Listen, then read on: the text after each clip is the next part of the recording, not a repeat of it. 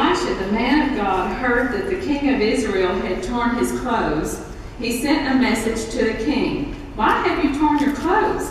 Let him come to me, that he may learn that there is a prophet in Israel. So Naaman came with his horses and chariots and halted at the entrance of Elisha's house.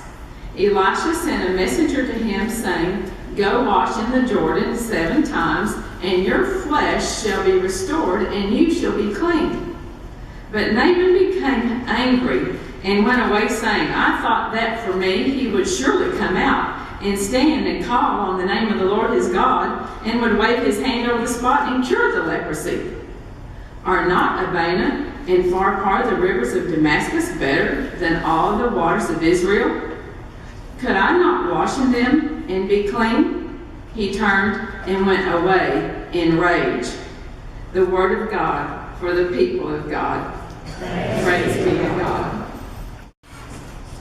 But Naaman's servants approached and said to him, Father, if the prophet had commanded you to do something difficult, would you not have done it? How much more, when all he said to you was, wash and be clean? So Naaman went down and immersed himself 7 times in the Jordan, according to the word of the man of God. His flesh was restored like the flesh of a young boy, and he was clean.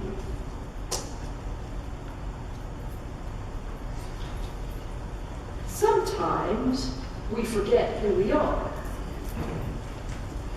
Do you know who you are, church? The body of Christ. Naaman forgot who he was. Naaman still thought he was an important general. You actually have to read the entire 5th chapter of 2 Kings to get the full story, because Naaman was very successful and his own king was worried about it. But you see, they were Assyrian, and the Assyrians were the enemies of Israel. And Naaman was good enough that he did. He had an Israelite little girl as one of the servants of his house, probably captured in a raid that he had made on Israel at one point. And the king of Assyria wanted Naaman to be healed. Leprosy was an incurable disease, as far as they knew in biblical times. And so when the little girl said, oh, well, the man of God could heal him, then everybody began to have hope. Naaman came and told his king, this is what's happening, and his king wrote a letter to the king of Israel. You didn't have passports in those days, and so if you were just coming to visit, you had to have a letter from somebody, preferably the king of the last nation who knew that you were coming. And the king of Assyria wrote to the king of Israel saying, here is my servant, I want you to heal him from leprosy. And when the king of Israel read that letter, he was absolutely aghast. He couldn't cure leprosy. What was the king of Assyria thinking? You know what? The king of Assyria was trying to lay a trap. He was provoking a war. And that explained why his great general Naaman and half the army had come with him. They were here to attack, and this was going to be the provocation. And the king of Israel was so upset that he tore his clothes, which was a sign of mourning. Now, the prophet that you and I know is Elisha. When the prophet heard it, he sent word saying, you send Naaman to me. And so Naaman came, and Elisha didn't even come out of his house. He sent the servant out and said, go dip yourself in the Jordan River 7 times. And of all reactions, General Naaman got angry. Well, you would think that I'm important enough that the prophet would at least come out here and put on a show. Maybe call on God's name and wave his hand over my disease so I can be made well. And as if that weren't bad enough, he wants me to go wash it. Has anybody ever been to Israel? Been to Israel? Okay. The Tourist Bureau does not tell you the Jordan River is dirty. It's still dirty. It was dirty back then. You didn't have anything to do with the Jordan River if you could help it. And that was the general's attitude. The Jordan River, gross. I don't want to go to the Jordan River. I want to go back home. We got rivers at home.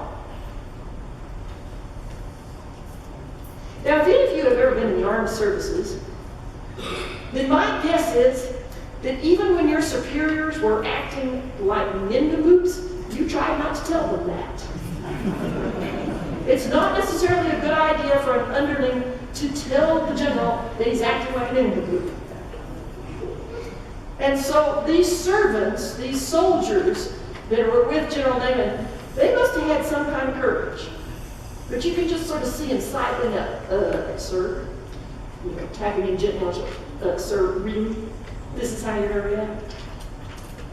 All he said was, go dip yourself in the Jordan 7 times, whack it at her. I mean, if it doesn't work, we'll raise the place with the ground. That's what we do. We're the Assyrian army. Naaman forgot who he was because he thought he was still an important general who carried the king's letter. And you want to come out and do a show, and you want to give him something hard to do so that he could get well. And Naaman was a patient who needed to be listening to what passed as a doctor back then. Naaman forgot who he was. Church, do you know who you are? And when Naaman was given his job description, then he went into junior high mode. I don't want it. Maybe I'm being harsh on the junior high. Maybe that's more 4-year-old. I don't want it. I'm not gonna. I want to go home.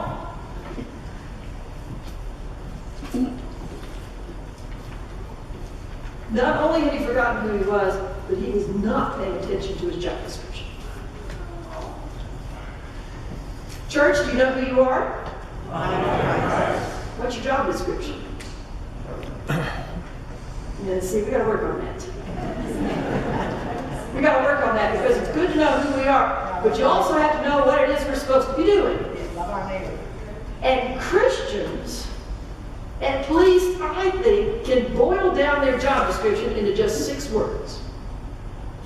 It comes from 2 places in the Bible. First of all, it comes from Mark chapter 12. You remember the Pharisee had come up to Jesus and was trying to trap him and said, Lord, what is the greatest commandment? Now, for those of you going back to school, that's a gimme question. It's like, what's 2 plus 2? Or, what's the greatest commandment? Now, Jesus didn't even hesitate. Oh, that's easy. You'll love the Lord your God with all your heart, soul, mind, and strength. And then, because Jesus was a good student, he gave a bonus answer too. And the second commandment is like it. You will love your neighbor as yourself. So the first 4 words in a Christian's job description is love God, love neighbor. Now the 5th and 6th words come from Matthew chapter 28. Jesus has been raised from the dead.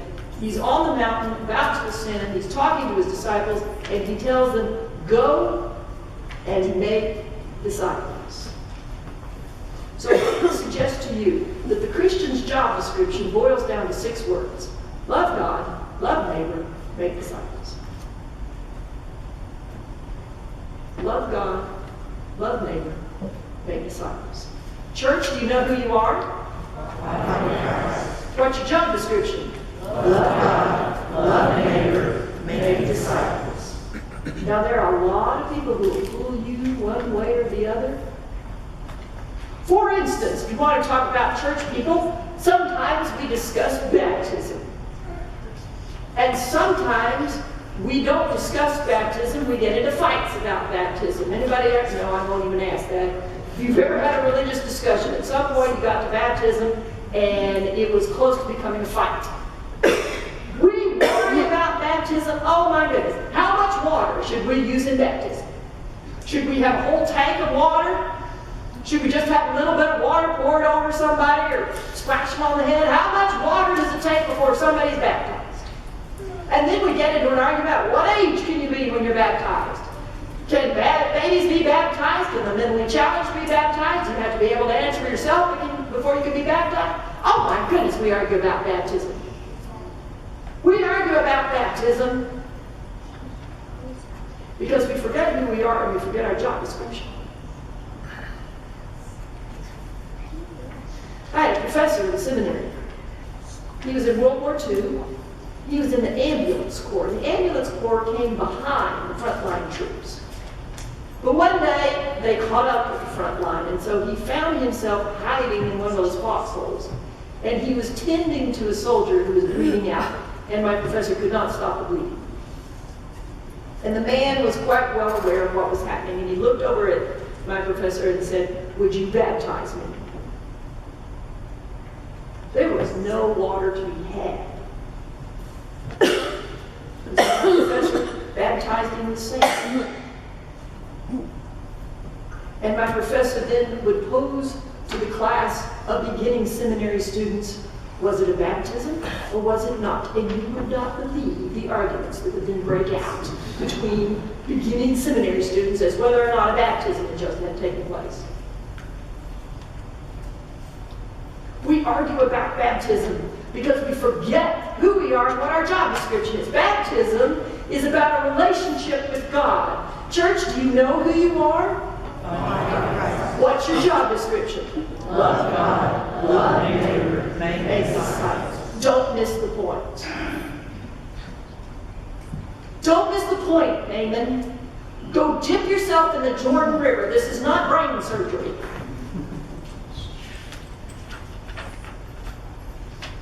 Oh my goodness, we can find all kinds of things to argue about.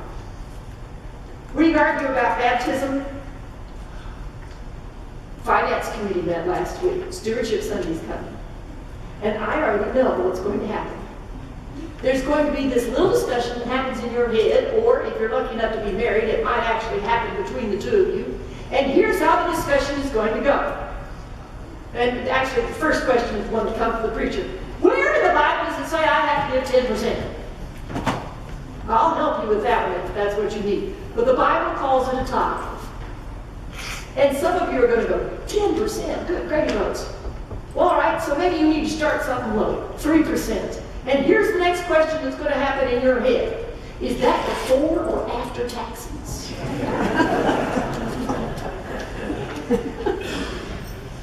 And then there's going to be more discussion. Well, if I get to 9%, is that good enough?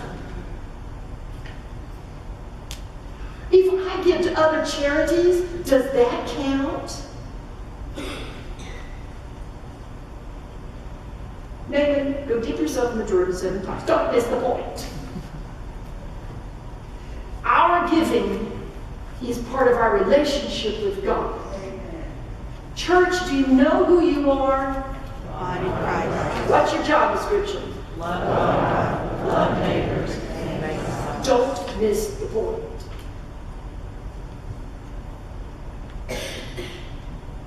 We're going to have a presidential election. We're going to elect an entire House of Congress as well, and 1/3 of our senators. Actually, you'd think it was next week.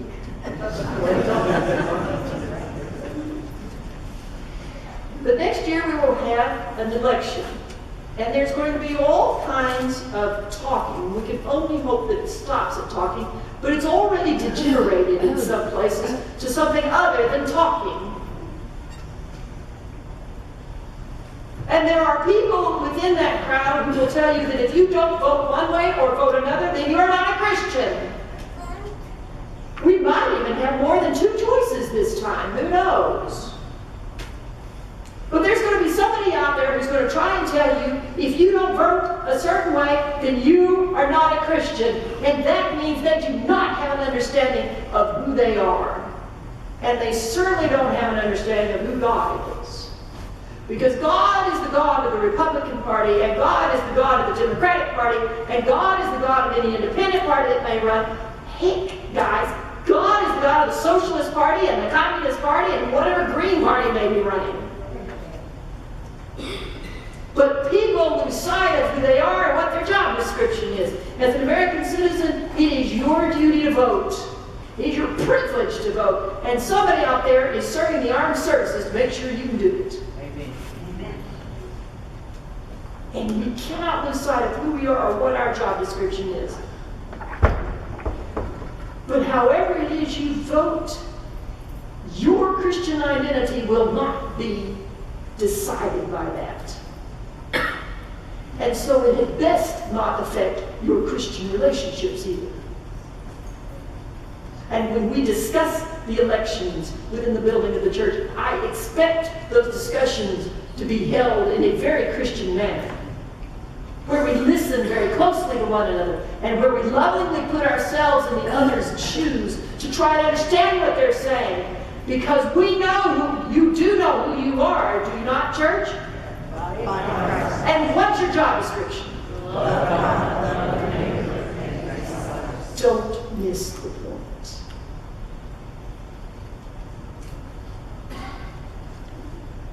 There are all kinds of temptations available to us about who we're supposed to be and what we're supposed to be doing. And there are all kinds of ways, of course, to fulfill that job description. But if it doesn't fit within the parameters of loving God, loving neighbor, or making disciples, then my suggestion to you is it's probably not part of your Christian job description, and you ought to think twice.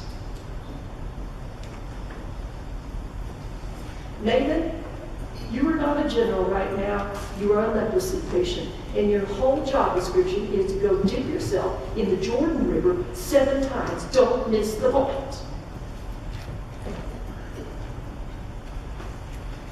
Church, do you know who you are? What's your job description?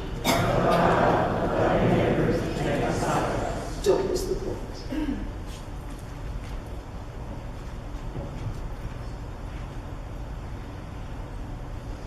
In the name of the Father, and of the Son, and of the Holy Spirit.